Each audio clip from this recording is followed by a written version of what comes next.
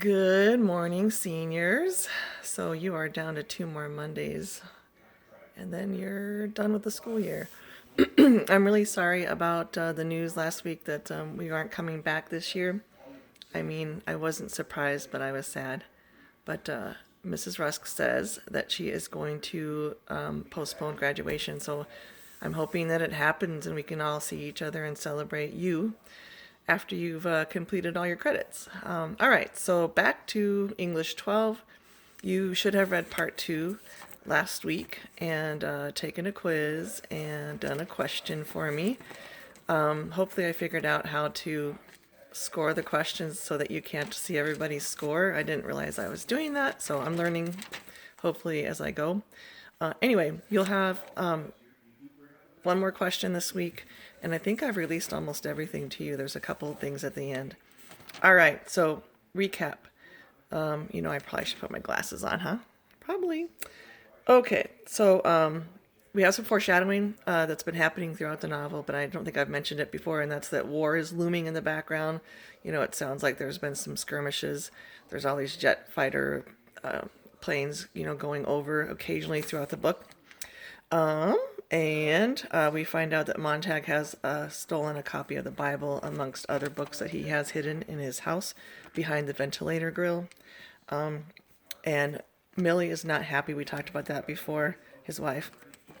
And he wants to talk about the books and what to do, and all she cares about at the beginning of part 2 is that her white clown show is on that night and her girlfriends are coming over and she wants Montag to be there to watch TV with her because that's the most important thing to her, and have some drinks, which she does with her friends.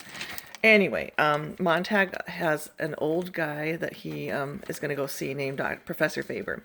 He met this person in the past and he suspected the person had books but wasn't sure and wrote his name down. Anyway, he shows up and Faber admits that he is a cowardly old man, that he is afraid to take a stand or come against society because so many people don't seem to mind what's happening.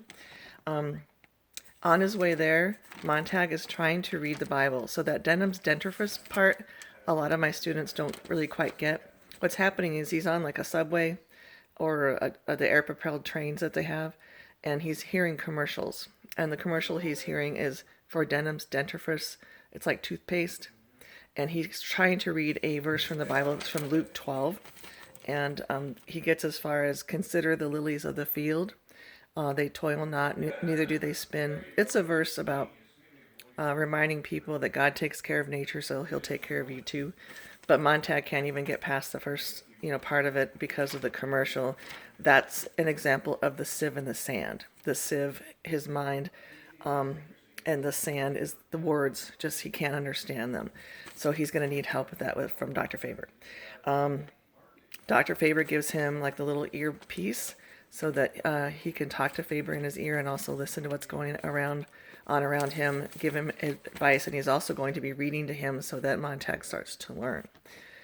Sorry, this is kind of a long one. Oh, and Faber also tells Montag that there's 3 things missing in the society.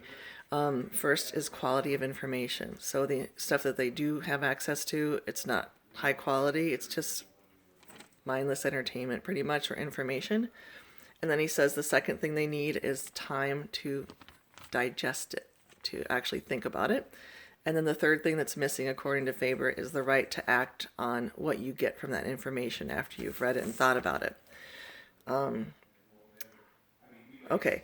And then Montag, actually, there's a key moment in part 2 where he tells Faber even, I want to think for myself. I don't want you to tell me what to think. And that's a sign of him, maturing and growing up mentally.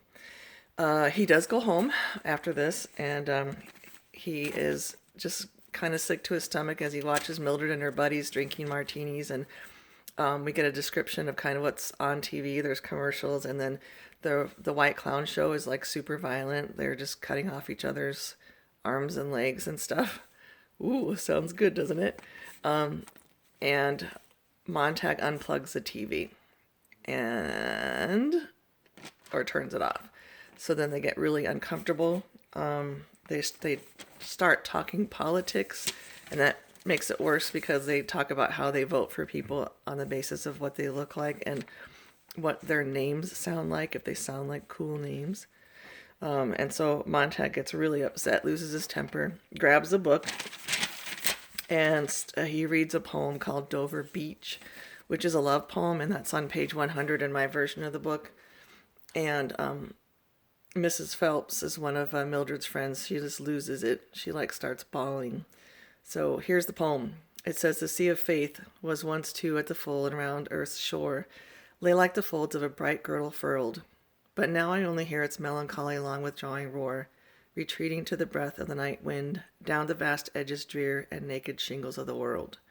So that first stanza talking about a loss of faith in the world. The second part is, "Ah, love, let us be true." So this is a love poem. "To one another.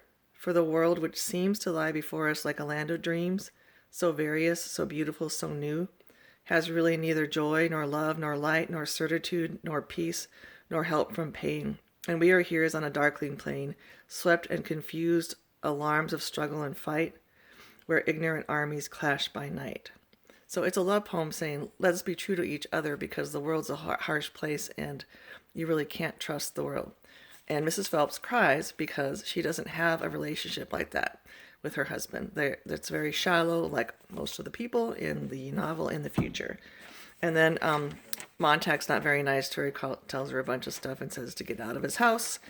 Mildred freaks out and starts popping pills. That's what she does. And Faber's talking to Montag, telling him to, cool his jets.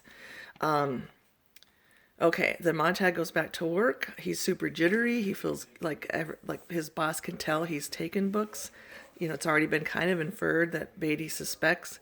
And Beatty starts throwing out quotes from different books, like out of the blue. And Montag's really confused.